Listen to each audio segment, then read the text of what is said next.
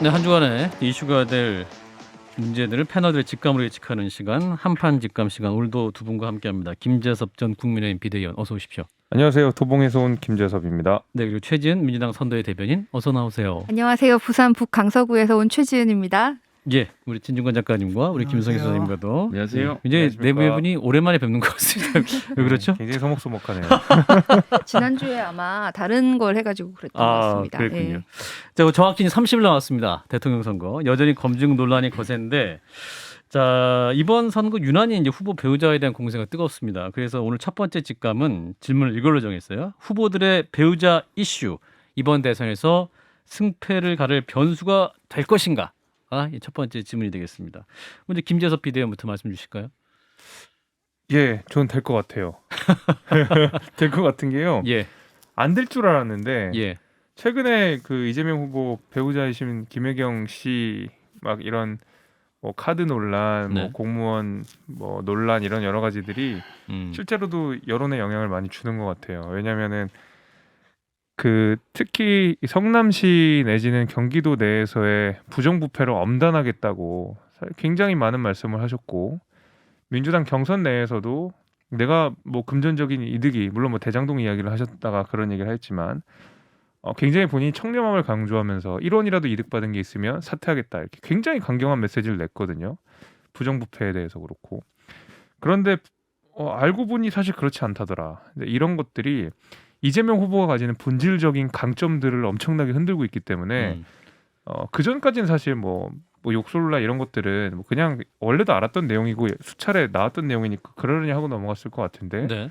최근의 내용들은 사실 이재명 후보의 이 본질적인 아이덴티티를 뒤흔드는 내용들이라 상당히 영향이 있을 것 같다는 생각이 윤석열 듭니다. 후보는 괜찮으십니까? 윤석열 후보도 이미 뭐 많이 공격을 받으시고 이 네. 부분에 대해서 아직 해명할 것이 조금 남아 있다고 생각이 되지만, 예, 이재명 후보에게 훨씬 더 큰 타격이 올 것 같다. 최지은 대변인. 저는 결과적으로는 안 될 것 같다고 생각을 합니다. 지금 단기적으로는 당연히 김혜경 씨도 그렇고, 또 지난번에 김건희 씨 같은 경우에는 뭐 무슨 뭐 건진법사 무속, 뭐 그리고 실제로 경력을 위조한 네. 그리고 뭐 주가 조작, 이런 것들이 굉장히 큰 문제고 지금도 수사가 진행되고 있는 곳도 있지 않습니까? 네. 그래서 단기적으로는 이런 것이 문제지만 결국은 우리 국민들께서 앞으로 남은 시간에 TV 토론이나 이런 걸 통해서 누가 내 삶을 더 좋게 만들 것이냐, 정책이나 미래 비전을 보고 투표를 하실 것이라고 보고요. 예. 지금 다만 근데 이런 배우자에 대한 과다한 이런 논방이 좀 이렇게 이번에 진짜 선거하기 싫다, 정치 혐오를 좀 부추기지 않나, 그런 게 좀 걱정이 되고 그런 면에서는 우리 정치인들 뭐 양당 모두가 좀 반성해야 된다고 생각을 하고, 조금 더 정책 토론에 집중을 할 수 있도록 우리가 더 노력해야 된다고 생각합니다. 신 작가님. 그 김혜경 씨 자신이 그랬잖아요. 그 배우자도 무한 검증을 해야 된다. 그 말을 하자마자 바로 이런 일이 터져가지고 덤터기를 쓰게 됐는데, 김건희 씨랑 좀 사건 좀 다른 것 같아요. 김건희 씨 같은 경우에는 오히려 녹취가 공개가 됐을 때 오히려 이제 뭐 인기를 얻었거든요. 상당 부분 많은 것들이 해명이 되고 인기를 얻었는데, 이번 사안은 여러 가지, 그게 크든 작든 간에 국민들 마음을 건드리는 뭐 인계철선처럼 팡하면 탁 터지는 트리거라는 거, 감정적 트리거가 있거든요. 그러니까 첫 번째는 뭐냐면 계속 이제 서민을 강조해 왔잖아요. 근데 이분이 실제로 상고를 딱 보니까 서민이 아니라 왕족으로 살았다라는 거고, 두 번째는 공정을 강조해 왔는데 공정이 아니라 완전 특혜잖아요. 그리고 또 하나는 이제 이게 굉장히 민감한 부분인데, 특히 젊은 층들한테는 이 갑질이에요. 그 녹음 테이프를 들어보면 진짜 화가 나거든요. 굉장히 그 2030 젊은이들이 직장이나 아니면 사회생활하면서 많이 당했던 그런 갑질들, 그리고 꼭 2030만이 아니라 우리나라 서민들이라면 누구나 당했을 그 갑질들을 볼 수가 있고, 또 다른 한편으로는 이게 또 공금이 걸린 문제잖아요. 법인카드라든지. 그래서 이거는 또 여러 가지 면에서 그 감정적인 트리거를 지닌 이 요소가 좀 총망라된 사건이거든요. 그래서 이게 이제 얼마나 갈지는 모르겠습니다. 그리고 지금 880개래잖아요. 그중에 몇 개를 깠는데 거기에 뭐가 더 있을지 모르겠는데, 파일의 만약에 개수가 지금 나온 것 이상의 뭐가 나오지 않는다라고 한다면 저도 한 2주일 정도 갈 것 같은데, 이게 또 모르죠. 뭐가 나올지 모르니까요. 김선혜 소장님. 뭐가 나올지 모르는 거는 되게 쉬운 일인 게, MBC 때도 김건희 씨 보도 처음 나오고 나서 뭐가 나올지 모른다고 기대했던 사람들 많거든요. 모든 일은 다, 특히나 이런 폭로는 찾고 찾아서 초장에 제일 센 걸 때리기 마련인데 물론 지금 이제 살라미 전략을 쓰면서 보도하는 일부 언론들이 있습니다만 전 뭐 이 이슈를 끌고 갈 수는 있지만 이 이슈가 더 폭발적으로 늘어날 거라고 생각하지는 않습니다. 김건희 이슈가 번지면 윤석열 후보의 지지율이 떨어질 거라고 생각했던 분들 중에서 지금도 그 생각을 버리지 못하고 계신 분들이 있는 것 같은데 그것은 김혜경 씨 이슈를 보시면 정확히 나온다라고 생각합니다. 김혜경 씨 이슈를 보면서 야 이게 더 나오면 선거를 완전히 이길 수 있겠는데라고 생각하는 그 민주당 지지자는 많지 않을 거라고 생각하거든요. 그러니까 그것과 마찬가지로 양당의 네거티브가 결국은 양당 후보의 비호감도를 올리는 것 외에는 서로의 승리엔 큰 도움이 되고 있지 않다는 점을 좀 보시고 2000년에 비호감 1등이 안철수 후보였고 2011년 11월에도 비호감하면 안철수 후보가 1등이었는데 지금 남아있는 4명의 대선 후보 중에 호감도 1등, 비호감도 가장 낮은 후보가 안철수 후보라는 것. 이것이 지금 거대 양당이 잘못된 네거티브 캠페인으로 본인들의 후보를 어떻게 망치고 있는지를 보여주는 사례라고 생각해서요. 예. 여기에 뭘 걸 생각을 양당이 다 안 하시는 게 좋겠다 말씀드리고 이제 싶습니다. 한 가지 지적을 하자면 민주당이 상당히 현명하지 못하게 행동을 하고 있어요. 지금 왜냐하면 이게 빨리 사과하고 빨리 인정하고 빨리 사과하고 끝내야 되는데 사실 자체를 부정하고 나가고 있지 않습니까? 그래서 뭐 그 대변인도 그렇고 그다음 당 대표도 그렇고 그다음에 이상한 글들 그 해명이라고 이제 해명글이라고 올렸는데 그 해명글이라는 걸 읽어보게 되면 다 허위거든요. 그러니까 국민들한테 정확하게 사실을 알리고 인정하고 이렇게 나가는 게 아니라 가짜 또 거짓말을 만들어가지고 이걸 덮으려고 하는데 이러다 보면은 랠리가 길어져요. 봐라 거짓말했네. 봐라 또 거짓말했네. 봐라 또 거짓말했네. 그런 의미에서 저는 현명하지 못하다고 봐요. 네. 제가, 최지은 대변인. 예, 지금 말씀하신 뭐 감정을 건드리는 뭐 트리거가 돼서 굉장히 큰 일이 될 것이다라고 얘기를 하셨는데 사실은 김건희 씨가 한 그 허위 경력 뭐 이런 것도 젊은 사람들한테는 충분히 내가 취업하기 힘든데 이력서를 조작해가지고 저 사람은 저렇게 쉽게 취업을 했네 이런 것도 다 감정을 건드리는 것이죠. 그래서 뭐 이 사건이 굉장히 뭐 이게 잘했다는 게 아니고 잘못한 거 맞습니다. 그런데 이 사건이 굉장히 막 큰 폭발적으로 감정을 건드려서 이렇게 얘기를 하시는 거는 양당에 대해서 조금 더 객관적으로 봐주셨으면 좋겠고요. 다만 지금 우리 당이 처음에 이 사건이 일어나고 나서 이재명 후보도 사과를 했고 네. 김혜경 여사도 사과를 했고 예. 굉장히 많은 사람들이 잘못됐다라고 얘기를 하고 있어요. 이 뭐 잘못한 건 잘못한 거죠. 예. 근데 다만 우리가 사실관계를 지금 정확히 모르는 상황이고 뭐 수사라든지 뭐 이런 거 감사 같은 걸 진행을 하겠다고 했고 예. 필요하면 처벌까지 받겠다고 했고 감사가 진행 중이고 팩트를 모르니까 그 사실을 지금 감사를 밝히고 있는 것이죠. 이거는 우리가 뭐 김건희 씨 외 계좌에 대해서 뭐 밝히지 않냐 뭐 아니면 뭐 예를 들어서 지금 그 윤석열 후보 같은 경우에는 검찰총장인 당시에 특활비를 70, 80억을 매해 이렇게 현금으로 뺐다는 거 아닙니까? 예. 7, 80억을 영수증도 하나도 없는데 관행이었다. 원래 그랬다. 그러고 그대로 잘 뭐 적절하게 합법적으로 썼다 그러는데 그 내역을 모르는 거죠. 근데 거기에 대해서는 뭐 이런 거는 뭐 대부분 많은 의혹에 대해서 우리는 지금 조사가 진행 중이니까 뭐 얘기하지 마라. 이렇게 상대당에선 얘기를 하는 경우가 있거든요. 그래서 우리도 지금 이거 조사와 감사가 진행 중이니까 팩트를 확인을 하고 얘기를 하는 것이 맞는 것 같은데 또 다만 거짓말을 하시는데 지금 문제는 뭐냐면 시민단체에서 그거 특활비 있잖아요. 공개 요청했거든요. 대상자가 누구냐? 법무부예요. 박범계 씨가 지금 안 까는 겁니다. 그거 뭐 검찰총장이 만들어 쓰는 돈이 아니거든요. 그리고 지금 이런 태도가 자기가 잘못했으면 그것만 얘기하면 되는데 니들은 이게 있고 저거 있고 이런 태도가 지금 잘못됐다는 거고요. 감사 말씀하셨는데 이 감사가 문제라면 이 감사가 원래는 감사원에서 파견 나온 사람들이었거든요. 근데 이재명 지사가 등장한 다음부터는 자기 사람을 안 쳤어요. 자기 편 들어줬던 그 사람을. 그리고 게다가 뭐냐면은 김혜경 씨는 민간이기 때문에 감사 대상도 아니에요. 그러면서 감사하라? 그럼 국민들이 이거 뭐 하자는 얘기냐? 이거 속임수 아니냐라고 생각을 하고요. 그다음 당 대표는 뭡니까? 우상호 씨가 그랬나? 국민들이 이거 별거 크게 생각하지 않는다라고 얘기를 한다든지. 그다음에 또 대변인은 뭐라 그러냐면 제보자가 이상하다. 돈을 벌려고 그런 게 아니냐.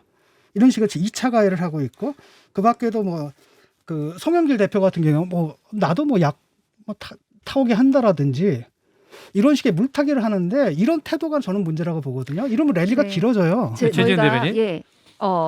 처음에 이 일이 있자마자 김혜경 씨도 사과를 했고 이재명 후보도 사과를 했고 여러 번 사과를 했습니다. 그런데 지금 이게 한 지난주 금요일쯤인가요? 국민의힘에서 김혜경 씨의 여러 건에 대해서 이렇게 굉장히 나눠가지고 논평을 냈는데 10몇 개를 냈어요, 하루에. 예. 2시간에 한 번 걸로 논평을 냈습니다. 김혜경 씨에 대해서. 심지어는 뭐 이재명 후보가 쓰는 로션의 그 브랜드 가지고 이런 브랜드를 쓰는 사람이 어떻게 친서민이냐 이런 논평까지 제가 봤는데 예. 이거 너무 과하다. 이거 너무 같다 이런 생각이 들었어요. 네. 근데 사실 네. 우리가 지금 뭐 정책 검증할 시간도 없고 후보 검증할 시간도 없는데 무슨 로션 브랜드까지 얘기를 해야 되나? 저는 여기에 대해서 좀 이게 너무 우리가 그러면 사과를 했는데 계속 이렇게 얘기를 하면은 아니 사과만 계속 할 수가 없고 그 사과를- 얘기를 할 수밖에 없는 상황을 만든 거죠. 지금 사과를 한 게 아니잖아요. 지금 문제는 뭐냐면 나는 몰랐다라는 거 아닙니까? 배 씨가 다 했다는 거잖아요. 그게 사과가 됩니까? 거짓말이잖아요. 어떻게 그 나는 모르는데 그러면은 네. 샌드위치가 오고 말이죠. 쇠고기가 사과를 그리고요. 아니, 날라가고 어느 사과는 버전을 냉장고가 들으셨는지 정리가 되어 모르겠는데 있고 그걸 어떻게 모를 수가 있어요. 사과를 두 충분히 분이- 하셨고 공무원이 피해를 본 것에 대해서 사과를 하셨고 검사나 감사 다 받겠다. 필요하면은 처벌도 받겠다라고 얘기를 하셨어요. 두 분의 아니, 말씀 많이 배 하셨어요. 씨- 배 씨가 잘못한 거라고 얘기를 하잖아요. 김재섭 비대위 말씀 책임을 듣고 다 자기 부하 김성애 직원한테 넘기는 소장에게 게 더 발언 큰 기회를 문제라고 주겠습니다. 보거든요. 진 작가님 발언 너무 많이 하셨어요. 네, 김재섭 비대위요. 진 작가님이 뭐 대부분 다 말씀해 주셨는데요. 네. 뭐 사과를 하신다고 하셨는데 이게 초반에 태도를 보면 전혀 사실 이게 마지못해 했던 사과라는 게 느껴지는 게 뭐냐면 사과가 있을 무렵에 민주당에서는 처음에 사과 바로 있기 바로 이전에 민주당에서는 이거 허위 사실이다 강경 대응하겠다 그래 국민의힘이 이 공무원 김혜경 씨 공무원 논란 가지고 선거판을 흔들어 보겠다라는 생각을 가진 거다 이런 식으로 정치적 공격을 하셨었거든요. 처음에 허위 사실이라고 아주 강경하게 대응하셨거든요. 근데 바로 증거 자료가 나오니까 그때 가서 사과가 이루어졌기 때문에 사실 우리가 국민들이 보시기에 이 사과의 진정성을 느낄 수 있을까라는 의심을 갖게 될 수밖에 없는 것이고 말씀한 대로 누구는 사과한다고 하는데 민주당 주요 인사들의 발언들을 보면 전혀 그런 태도가 아니에요. 우승호 의원도 뭐 별로 중요하게 생각 안 한다 그러고 송영길 대표도 여기에 대해서 뭐 약 처방 논란뿐만 아니라 바로 거기다 대고 뭐 김건희 씨 같은 경우에는 한동훈 검사를 시켜서 뭐 이렇게 바로 정말 물타기 시전이 나오는 걸 보니까 암만 사과를 하신다고 하더라도 거기 있는 주요 인사들이 전부 다 사과 반대되는 역행하는 행동들을 하고 있기 때문에 국민들은 여기에 대해서 사과라고 느끼지 않을 거예요. 김성애 소장. 어쨌거나 민주당 정치인들의 발언 대단히 부적절합니다. 송영길 대표도 무슨 뭐 야근 비서가 약국에 가서 타이레놀 사오는 거야 뭐 할 수 있는 일이겠지만 지금 처방전에 대한 이야기를 하고 있는데 굳이 하지 않아도 될 이야기를 했다. 저도 국회 경험이 오래됐습니다만 의원들 병원에 가서 약 타다 주는 일은 하지 않거든요. 그리고 이제 관련돼서는 김혜경 씨도 지금 안 했다는 입장이니까 그건 좀 지켜봐야 될 것 같고요. 그리고 공관 사택에서의 공무는 어쩔 수 없이 이루어지게 됩니다. 우리나라라는 게 딱 사무실에서만 일할 수 있는 환경이 아니기 때문에 샌드위치도 30개를 사다가 이재명 후보가 다 먹었을 리가 없고 지금 해명하는 것은 아침 회의를 하기 위해서였다는 점을 말하고 있는 것도 좀 같이 봐야 될 것 같고요. 오늘 또 국민의힘에서 기사 관련된 무슨 뭐 논란에 또 불을 지피셨던데 이분 성남시에서 은퇴하신 다음에 경기도지사 있는 동안은 이재명, 김혜경 그 두 부부와 전혀 접촉이 없었다라고 해명을 했거든요. 그랬는데 마치 이 기간 동안 부인의 운전기사 노릇을 그것도 특활비를 사용해서 한 것처럼 좀 무리하게 문제 제기를 하는 것 이런 것들은 좀 침착하게 하나씩 팩트 체크를 해갈 필요가 있다라고 생각을 하는데 여하튼 결론적으로는 민주당이 전 더 숙여야 되는 문제라고 봅니다. 여기에 이걸로 이 디테일로 붙어서 뭐 승부가 날 거라고 저는 생각하지 않아요. 네, 이런 가운데 이제 SBS에서 그 이재익 프로듀서가 프로그램에서 카드라는 가사가 들어간 노래를 틀었다가 그 민주당의 항의로 하차하게 됐다라고 밝혀 논란이 됐죠. 그 관련 방송 클립을 듣고 말씀을 이어가겠습니다.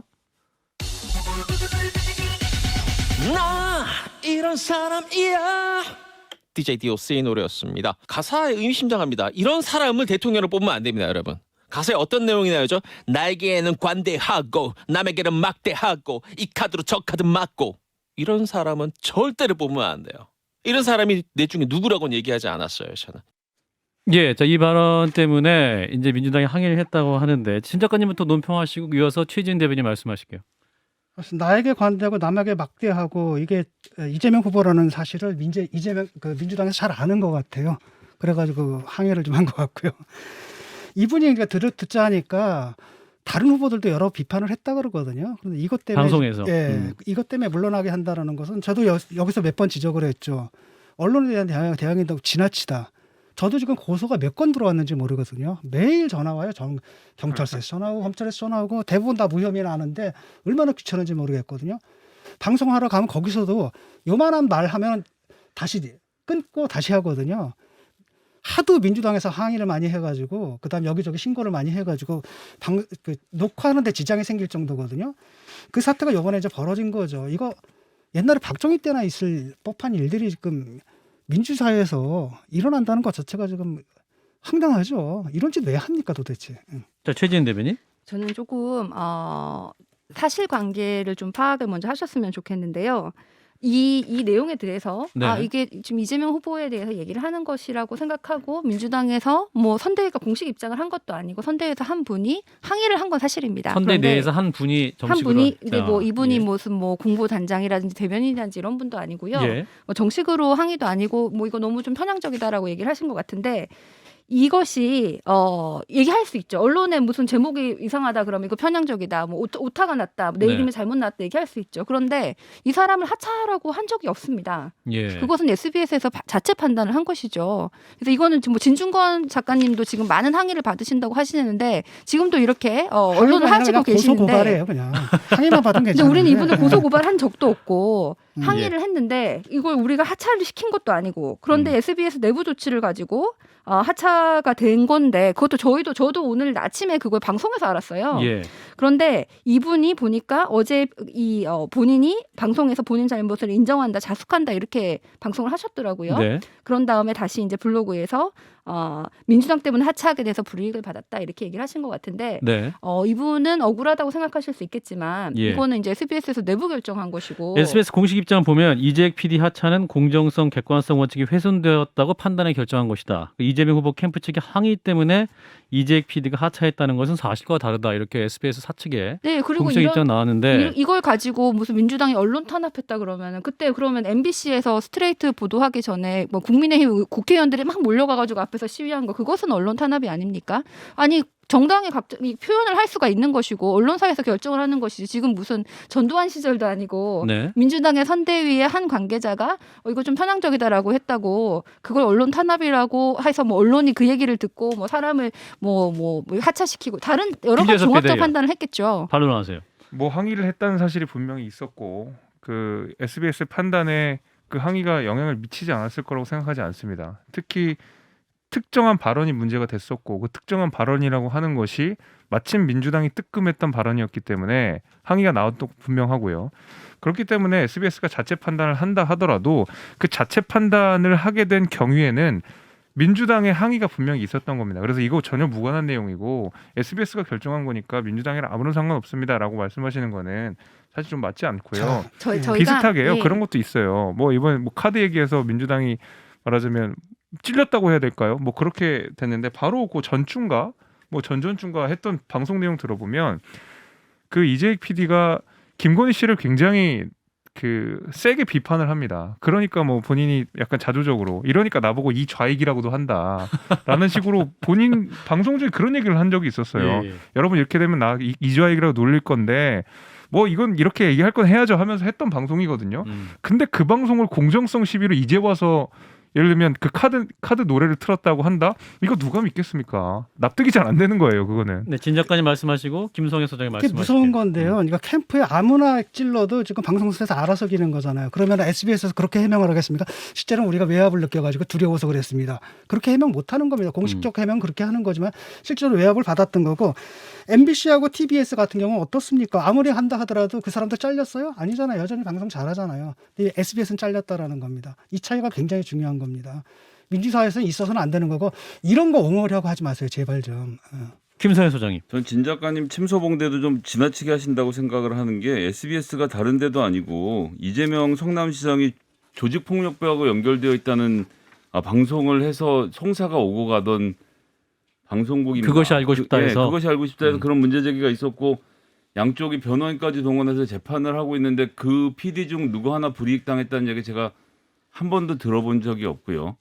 그럴 정도로 지금 SBS와 민주당 특히 이재명 후보와의 사이가 전혀 좋지 않은데 전혀 좋지 않은 것에 지금까지 한 번도 불이익이 없었던 것이 이번에 그런 조치가 내려졌다라고 하면 방송국의 판단인 거죠. 방송국이 민주당으로부터 항의 한 번 듣고 PD를 뭐 진행자를 내려보내고 이러는 규모의 회사라고 하는 것은 제가 보기엔 좀 지나친 말씀이시고 아까 전에도 작가님 잘 말씀하셨는데 녹화하는데 지장이 있을 정도로 하셨는데 그러니까 팩트가 안 맞으니까 녹화를 끊는 거예요. 그거는 아니요. 방송 팩트가 아니라 특정한 표현들입니다. 특정한 표현이라든지 요 표현을 사용하지 말아주세요. 그러니까 그 표현을 사용하지 말고 타방송 얘기는 안 하셔도 될 방송심의위원회에서 것 얘기한 거지 민주당이 예. 요구한 게 아닌데 그것을 가지고 마치 민주당이 언론을 탄압하는 것처럼 말씀하시면 저기 지금 국민의힘은 JTBC가 좌익이라고 하고 JTBC가 좌익이 아니라 뭐 공평 좌편향. 좌편향이고 기자협회가 좌익이라고 하면서 이념 싸움을 하고 있는 것은 국민의힘이지 민주당이라고 할 수 없어요. 제가 말씀을 드릴게요.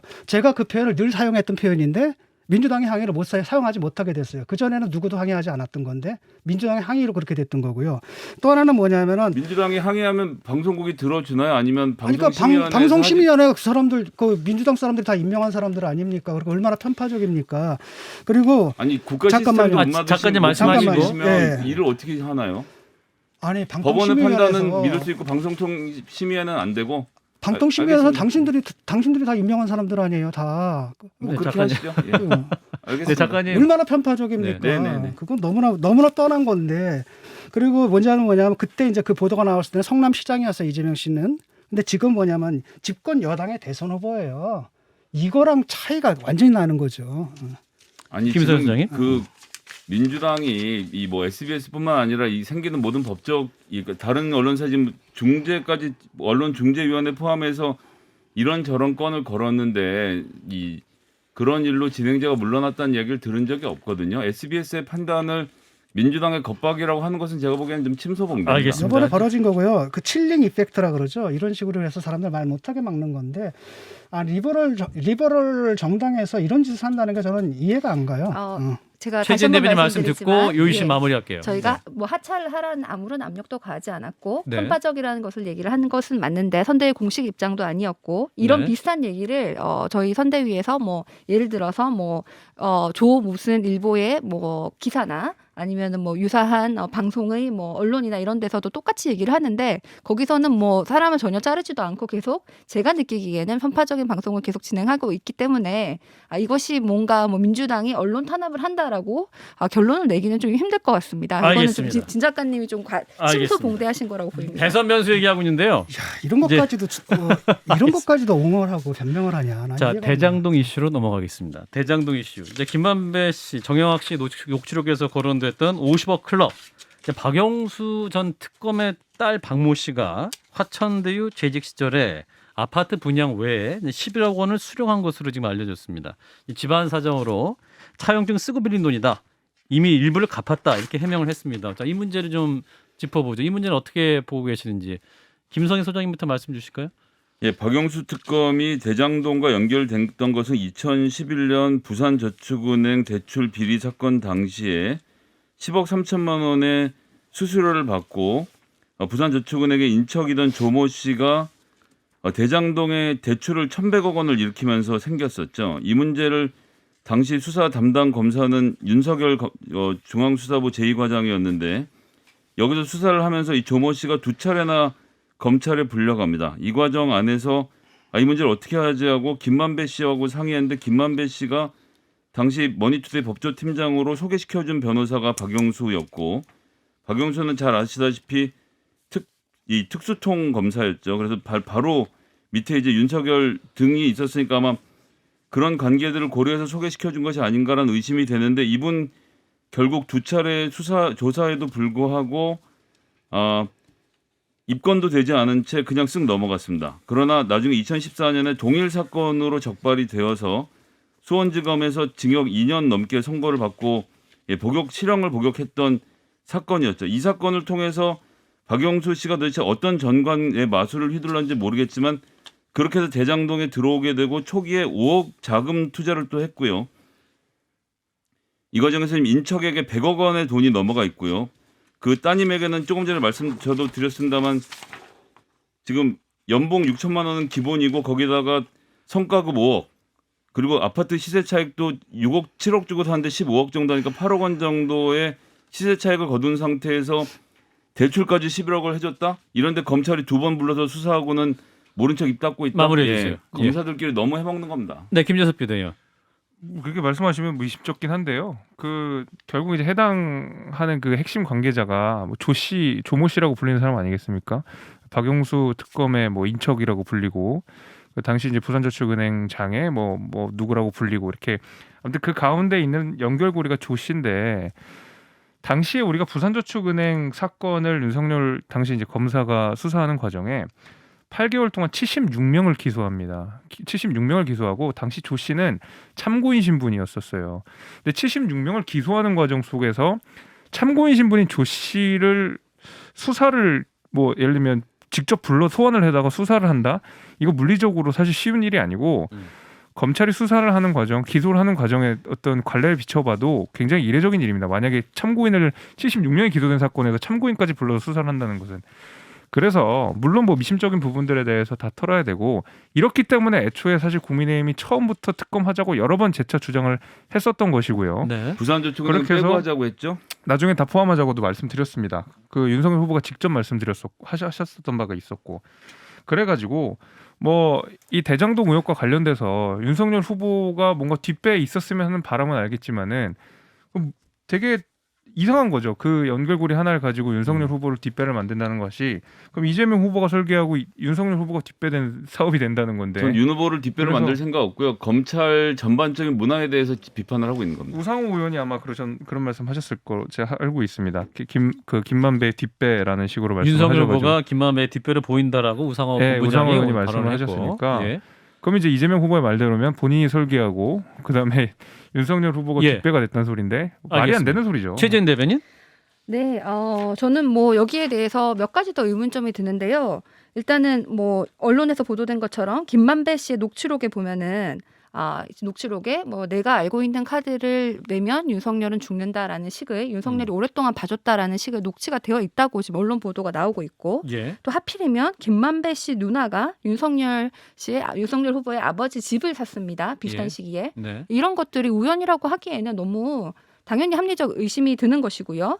또 지금까지 보면은 이 돈 받은 사람은 곽상도 의원의 50억 클럽도 마찬가지지만 박영수 특검도 마찬가지고 또 이분이 뭐 딸이 11억을 받아놓고는 이걸 뭐 빌렸다라고 얘기를 하는데 한 연봉 6천만 원 정도 되는 직원이 일반인 회사에서 가가지고 내가 갑자기 사장실에 들어가서 저 돈 좀 빌려주세요. 그러면 사장이 11억을 빌려줍니까? 그러니까 이거는 조금 말이 안 되죠. 만약에 뭐 6천만 원을 받는 직원한테 뭐 몇 천만 원을 빌려줬다 이러면 모르겠는데 그래서 이런 모든 것이 아까 지적하셨겠지만 검찰이 얼마나 기득권으로서 잘못된 부와 권력을 누리고 있었는지를 간접적으로 알 수 있게 되고 또 윤석열 씨의 그 아버지 집 산 것부터 여러 가지가 좀 이게 좀 투명하지가 않고 뭔가 알겠습니다. 의심쩍다라는 생각이 드는 거죠. 진작- 저는 김만배의 카드보다는 김혜경 씨의 카드가 훨씬 더 문제가 될 것 같습니다. 예, 지금 뭐 부산저축은행에서 그분은 사실 주요한 수사 대상이 아니었거든요. 그래서 그것과 대장동 사업의 인과관계는 너무너무 희미하고 좀 억지로 좀 덮어씌운다는 느낌이 들고요.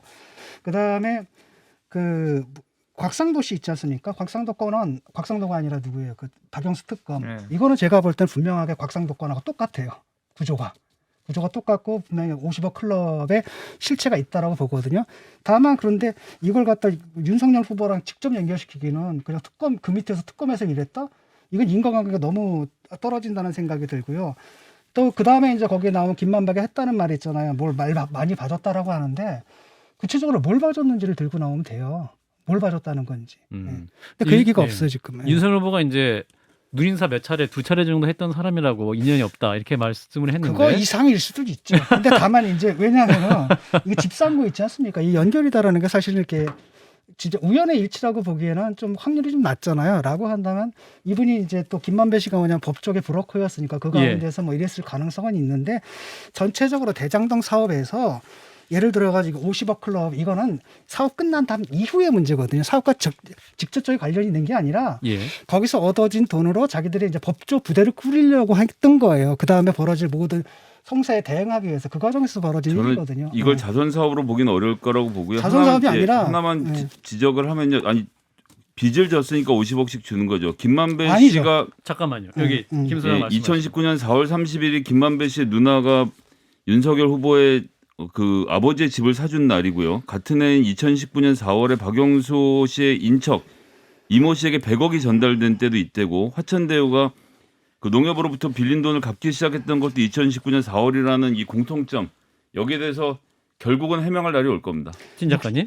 60억 클럽 같은 경우에는 대장동 사업하고 아무 관계가 없어요. 거의 실권이 없거든요. 왜냐하면 이걸 인허가권을 가진 것은 성남시장이 갖고 있는 거예요. 이미 끝난 거고 그 다음에 이제 이 사람들 보게 되면 곽상도 의원이라든지 이런 것들 보게 되면 그 이후에 법조계 대응이라든지 그 이후에 로비를 위해서 지금 이걸 만든 거고 사실 대장동 사업에서 얻어진 부당의 이득을 가지고 또 다른 걸 만들다가 벌어진 사건이라는 거죠. 그런데 이것하고 그러면 뭡니까 그 윤석열 후보를 갖다가 묶는 고리는 뭐냐라고 했을 때 저는 없다고 보거든요. 자, 당시 하나은행의 은행장, 그다음에 은행 회장, 그다음에 곽상도, 김만배 전부 다 성대 출신으로 정부에서 중요한 일을 하는 사람들에 대한 사전 로비를 통해서 신세를 진 게 있으니까 돈 갚는 개념으로 봐야지 사업 잘 됐다고 법조인들이 50억씩 뿌린다 제 입장에는 잘 이해가 안 돼요. 아니, 그러니까 그러면 김만배 씨가 그 사람들 돈 뿌려가지고 이 사람들이 그럼 성남시장한테 가서 로비를 했다는 얘기입니까? 뭡니까 이게? 지금까지 대장동 관련해서 굉장히 많은 의혹이 제기되었고 네. 이재명 후보가 돌이켜 보면은 국감도 받았어요. 이것 때문에 아무것도 드러난 것이 없고 돈 받은 사람들은 곽상도 의원을 비롯해서 그 당시에 여당의 실세들 그 당시에 여당이었던 국민의힘의 실세들이었다는 것이 지금까지 밝혀진 사실입니다. 예. 자, 김재섭 비대위원. 어휴, 당시 정말 되게 성남시 이상하게 하시네요. 잠깐만요. 짧게. 당시 성남시 의회는 성남시장 그 당시에는 민주당 전신의 그리고 정당이 더 많았습니다. 그렇죠. 그래서 자꾸 다수당이었어요. 다수당이었고, 그 의회 의장은 누굽니까? 그쪽 민주당으로 간 사람 아닙니까? 네, 그래서 뭐 그런 말씀을 하시기에는 사실 뭐 적절하진 않다고 생각이 되고요. 마무리하겠습니다. 이게 뭐 그렇습니다. 이게 아직 검찰 수사가 너무 못마땅할 정도로 지지부진하지 않습니까? 드러나지 않았고는 수사가 진행되지 않았기 때문에 그런 거기 때문에 알겠습니다. 저는 앞으로도 드러날 거라고 봅니다. 김성애 대변인 20초.